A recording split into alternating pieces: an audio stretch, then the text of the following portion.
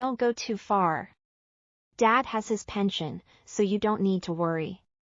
These 2 houses should be considered my compensation, right? Aurora immediately chimed in, exactly. These houses are our property.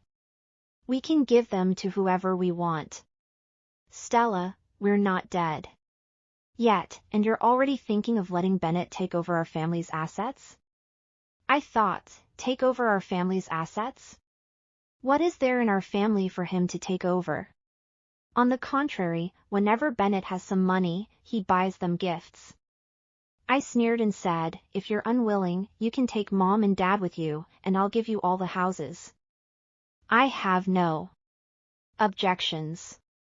After saying that, I stood up to leave.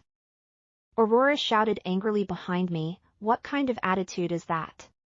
Whether we give you the house or not, we are still your parents. You should take care of us in our old age. Hearing the argument, Bennett quickly came out of the room carrying a fruit platter. He wiped his hands with his apron and smiled ingratiatingly, Micah, Aurora, don't be angry. I know Chris is capable. But as for taking care of you in old age, our family will definitely handle it. Seeing Bennett bending over with a smile, I felt very uncomfortable.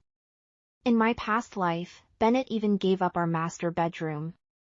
The 3 of us squeezed into a small room, yet he never complained. Anna didn't even have space for a desk and had to bend over the coffee table every day to do her homework.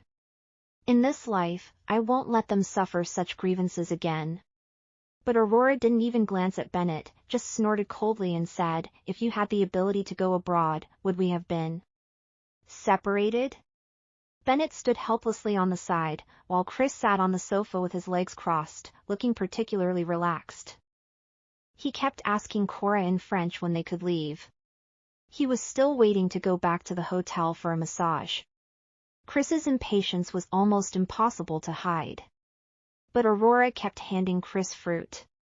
Chris, eat more cherries. You're busy with work and need to relax. Chris tossed the fruit aside and stood up. Cora quickly said, Mom, if you want to go abroad with me, you must bring at least $1 million. Otherwise, I can't even help you with the paperwork.